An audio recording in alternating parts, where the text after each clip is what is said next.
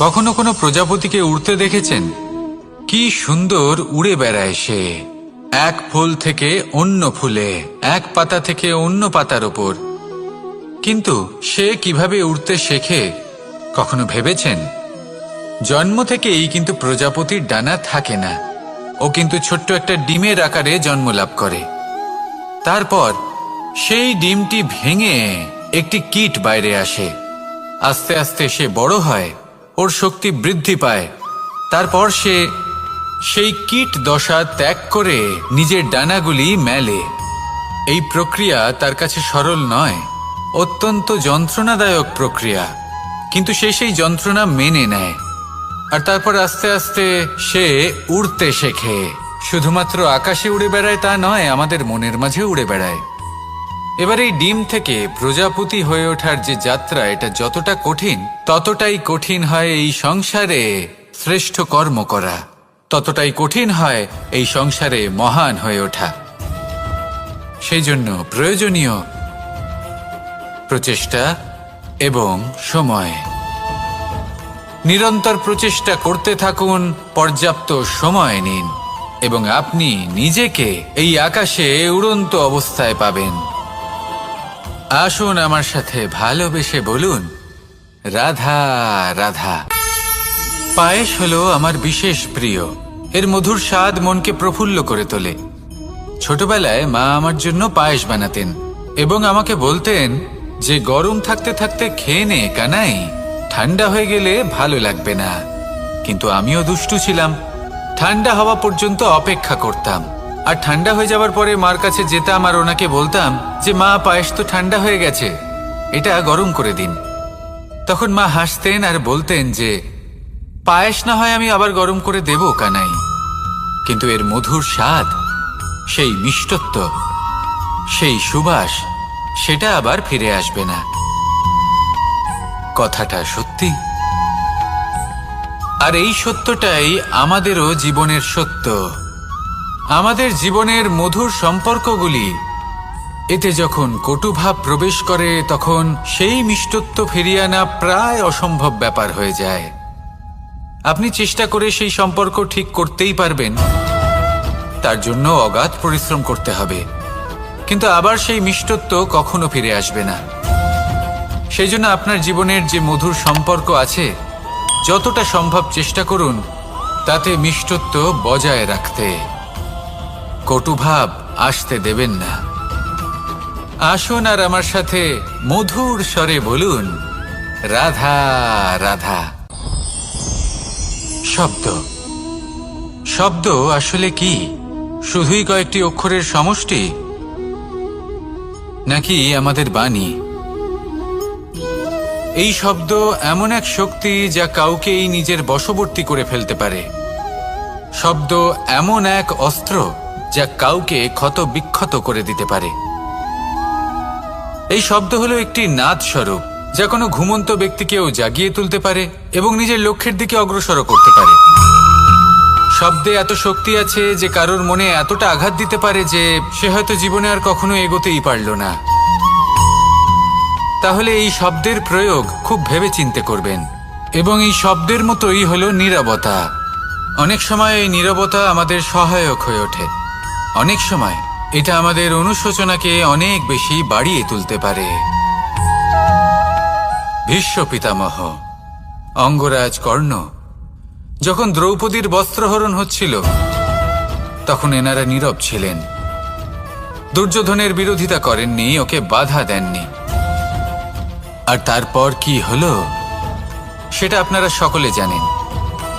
দেখতে গেলে নীরবতা চুপ করে থাকা, কিন্তু যদি কোনো দুষ্টের সামনে চুপ করে থাকেন, যদি তার বিরোধিতা না করতে পারেন, তাহলে এই নীরবতাই অনেক বড় পাপের আকার ধারণ করে। মনে রাখবেন আর আমার সাথে ভালোবেসে বলবেন, রাধা রাধা। আভূষণ।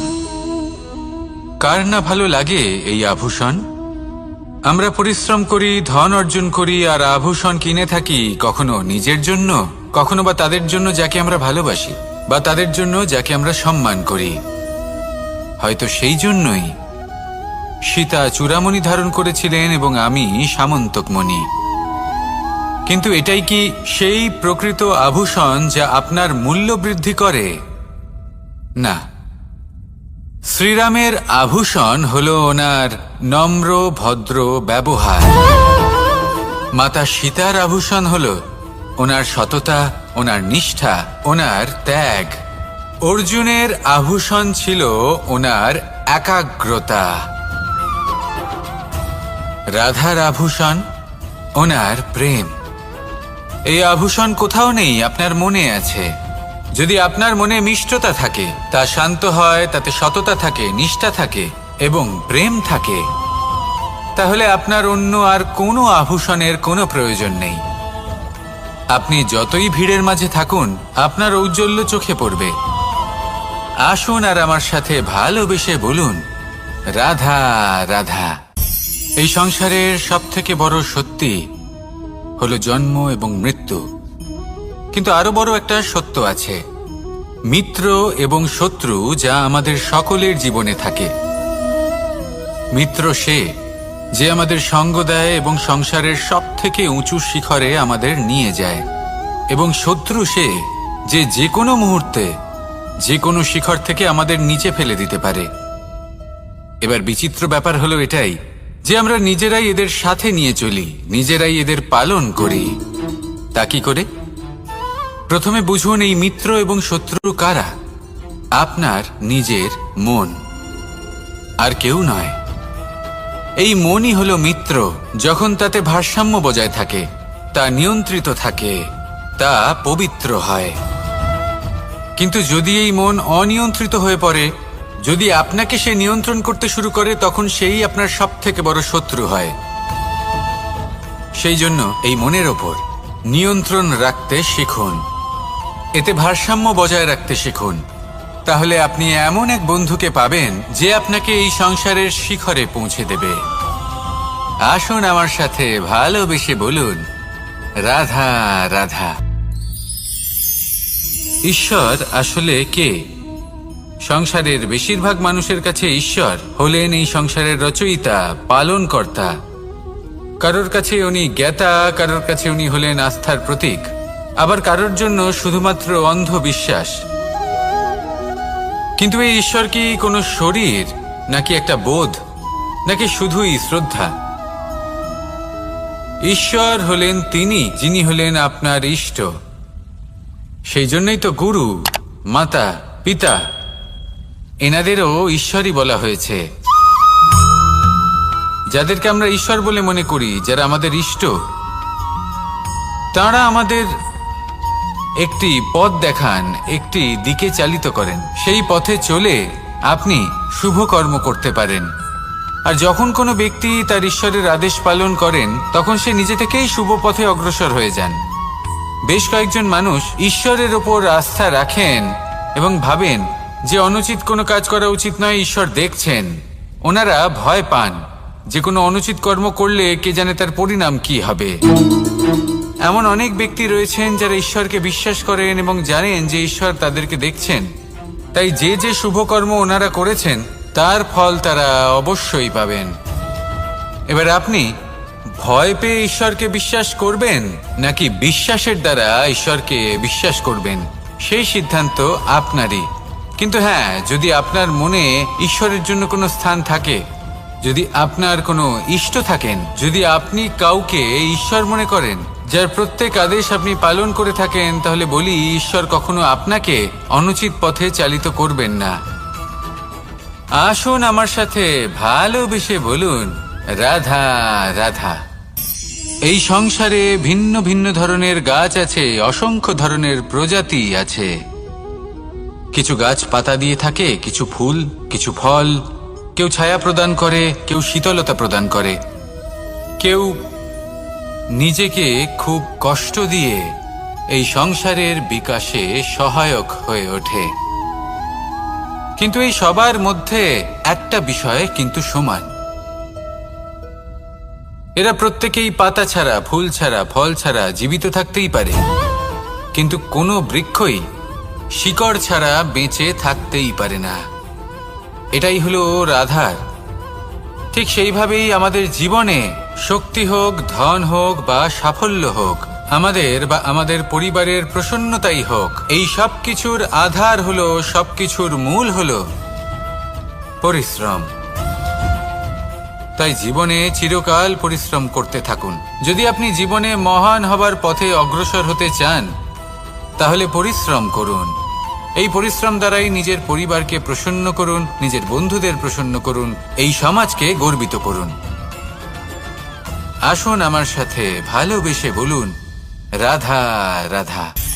এই সংসারের সব থেকে বড় রোগ কোনটা? কেউ বলবে মানসিক রোগ, কেউ বলবে সেই রোগ যা সর্পদংশনের ফলে হয়ে থাকে। এই সংসারে ভিন্ন ভিন্ন ধরনের রোগ আছে এবং তার সাথে ভিন্ন ভিন্ন ধরনের যন্ত্রণাও রয়েছে।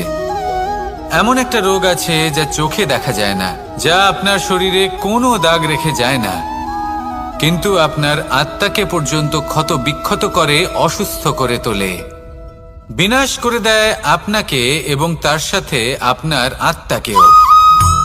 এই অসুখের নাম হলো লালসা। লালসা, যে কর্ম সাধন করেছেন তার থেকে বেশি ফল লাভ করার আশা। লালসা, যা আজ আছে তার থেকে অনেক বেশি লাভ করার ইচ্ছে। এই ইচ্ছে এই সংসারে সবার থেকে এগিয়ে থাকার আপনাকে প্রেরণা যোগাবে, কিন্তু তার জন্য আপনাকে অপরাধযোগ্য কাজ করতে উৎসাহিত করবে। আপনার বন্ধু, আপনার আত্মীয়, আপনার পরিবার, এই সবার থেকে আপনি কখন দূরে চলে যাবেন আপনি বুঝতেই পারবেন না। উচিত অনুচিত কোনটা, ধর্ম অধর্ম কোনটা, সব ভুলে যাবেন আপনি। সেই জন্য মনে রাখবেন, নিজের জীবনে যদি আপনি লালসার থেকে নিজেকে দূরে রাখতে পারেন, তাহলে এর অর্থ হলো যে আপনি এই সংসারের সব থেকে বড় অসুখের ওপর বিজয় লাভ করেছেন। আসুন আমার সাথে ভালোবেসে বলুন, রাধা রাধা। এই সাগর কত বিশাল আকার, কখনো শান্ত কখনো উত্তাল, কিন্তু এই সাগরকে এত মহান কে করে তুলল? জল। এবার এই জলের যাত্রা দেখুন, সেটা কতটা কঠিন। এই জল সাগরে থাকে, সূর্য ওকে এতটা উত্তপ্ত করে তোলে যে এই জল নিজের অস্তিত্ব হারিয়ে ফেলে এবং বাষ্পে পরিণত হয়ে হাওয়ায় মিলিয়ে যায়। তারপরে আকাশে যায় আর নিজের অস্তিত্ব আবার হারিয়ে ফেলে, মেঘে পরিণত হয়। তারপর এই মেঘ কোথাও গিয়ে কোনো পর্বতে ধাক্কা খায়, তারপর আবার এই জল নিজের অস্তিত্ব হারায়। তারপরে বর্ষার রূপ ধারণ করে তা বর্ষিত হয়, বা কোনো পর্বতের চূড়ায় তার শিখরে বরফের রূপ ধারণ করে। তারপরেই বর্ষা মাটির দিকে নিজের যাত্রা শুরু করে। এবার মাটিতে ঝরে পড়া এই বর্ষা স্রোতের আকার ধারণ করে এবং আস্তে আস্তে বইতে থাকে। এই নদীর আকার ধারণ করে এবং নদী রূপে বইতে বইতে পাথরে ধাক্কা খায় বা কোনো পর্বতে ধাক্কা খায়, আর তারপর এই নদী এসে সাগরে সমাহিত হয়ে যায়। নদীর এই জল আবারও নিজের অস্তিত্ব হারিয়ে ফেলে, কিন্তু এইবার সেই জল নিজেই সাগরে পরিণত হয়। এটা আমাদের সকলের জন্য একটা শিক্ষা যে এই সংসারে জীবন এবং সময়ের এ হলো এক অনন্ত যাত্রা। এই সংসারে যা কিছু আছে তার সূত্রপাত কোথাও একটা হবেই। সেই জন্য মৃত্যু এবং সমাপ্তির চিন্তা ত্যাগ করে দিন, আর যে সূত্রপাত আপনি লাভ করছেন তার আনন্দ উপভোগ করুন। ভেবে দেখুন আপনি কিভাবে শ্রেষ্ঠ কর্ম করতে পারেন যাতে এই সংসার এবং এই সমাজ, এই দুইয়ের মঙ্গল সম্ভব। আসুন আমার সাথে ভালোবেসে বলুন, রাধা রাধা।